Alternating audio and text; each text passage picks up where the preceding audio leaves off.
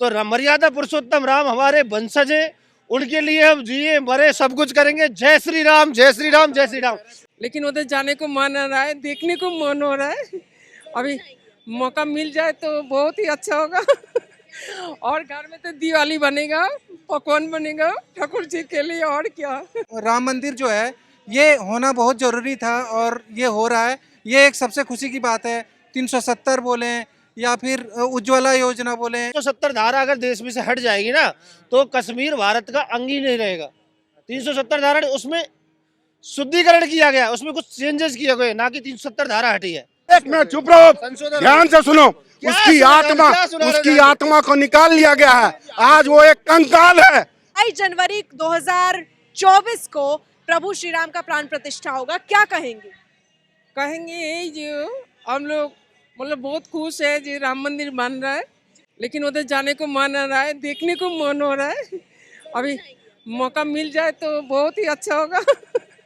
और घर में तो दिवाली बनेगा, पकवान बनेगा ठाकुर जी के लिए, और क्या। खास तौर पे आप भी दिवाली मनाएंगी, क्या कहेंगे भाई? बिल्कुल, हम भी बहुत खुश हैं कि इतने सालों बाद ये मौका हमें मिला है कि हम वहाँ पे इस्टेब्लिश हो रहे हैं। सनातन धर्म का प्रतिष्ठा होने जा रहा है। सरकार, उत्तर प्रदेश के राज्य सरकार ने 22 जनवरी को छुट्टी भी घोषित की है और वो छुट्टी हम दिवाली के तरीके से मनाएंगे, तो बहुत खुश हैं हम। इधर देखा जाए तो प्रधानमंत्री नरेंद्र मोदी पहुंच रहे हैं, वही पूजा पाठ प्राण प्रतिष्ठा करेंगे, ऐसा खबरों में कहा जा रहा है। उसको लेकर लोग कह रहे हैं कि प्रधानमंत्री मोदी क्यों क्रेडिट ले रहे हैं, क्या कहेंगे? इन्होंने ये इनिशिएशन लिया है और उसको अंजाम दिया है, तो इसमें क्रेडिट लेने की बात बिल्कुल भी नहीं है। किसी को न किसी को अपना स्टेप फॉरवर्ड करना चाहिए। जो प्रधानमंत्री जी ने किया तो उसका क्रेडिट वो नहीं ले रहे हैं, वो क्रेडिट पूरे भारतवर्ष उनके बिहाफ में ले रहा है कि नहीं, उन्होंने वो कदम ली, वो पहल लेकर उन्होंने इस चीज़ को अंजाम दिया। प्रभु श्री राम विराज रहे हैं और अयोध्या नगरी में हर जगह दिवाली अभी से शुरुआत है, लेकिन पूरे देश में 22 जनवरी को एक बार फिर से दिवाली मनाई जाएगी। लेकिन सवाल है कि प्रधानमंत्री नरेंद्र मोदी क्यों पहुंचकर प्राण प्रतिष्ठा कर रहे हैं? आखिर प्रधानमंत्री नरेंद्र मोदी कहीं वोटर को साधने में तो नहीं लगे, ये विपक्ष कह रहा है। ये ऐसा तो मैं बिल्कुल नहीं मानता, क्योंकि राम सबके हैं और उसमें प्रधानमंत्री का अगर योगदान हो रहा है और वो जा रहे हैं तो एक बहुत अच्छी बात है ये, ताकि मतलब हमारे देश के सभी, जैसे हमारे प्रतिनिधित्व है वो, और वो हमारा प्रतिनिधित्व कर रहे हैं तो उनको वहाँ होना हमारे लिए सौभाग्य की बात होगी। और कोई वोट की ज़रूरत नहीं है उनको किसी की मांगने की, उनको वैसे ही वोट मिलेगा। बहुत किनको? मोदी जी को। राम मंदिर जो है ये होना बहुत ज़रूरी था और ये हो रहा है, ये एक सबसे खुशी की बात है। 370 बोलें या फिर उज्ज्वला योजना बोलें। सिर्फ कहने वाली चीज है ये सारी, जो सर बता रहे ना, एक भी उपलब्धि आप उनकी गिना के बताइए कि ये उनकी उपलब्धि है। आप तो ये चीज बताइए कि ये मोदी जी की अच्छी उपलब्धि है। एक तो सबसे बड़ी बात तो अभी तुरंत मैंने जो आप बता रहे थे 370 धारा, आप शायद शिक्षित आदमी हो, अगर हिंदी उसके हिसाब से अगर देखोगे हमारे उसके, अगर 370 धारा अगर देश में से हट जाएगी ना तो कश्मीर भारत का अंग ही नहीं रहेगा।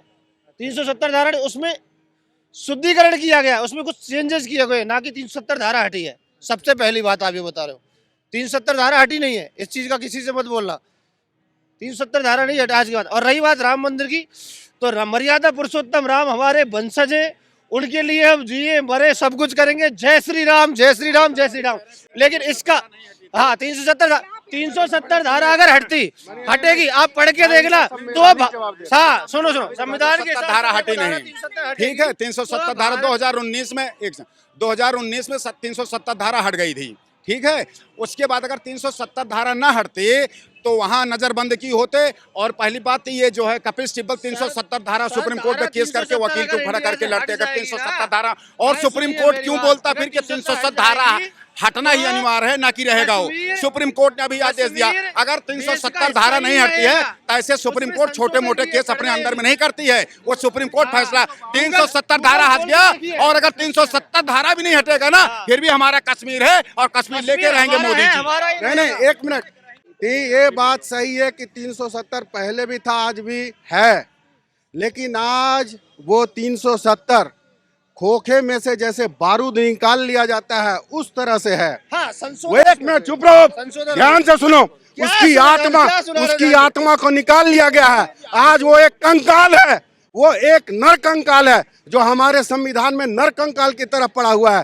पहले वो जीवित था, उसमें शक्तियां थी, उसमें 35 ए था, हम अपना झंडा नहीं फहरा सकते थे। ये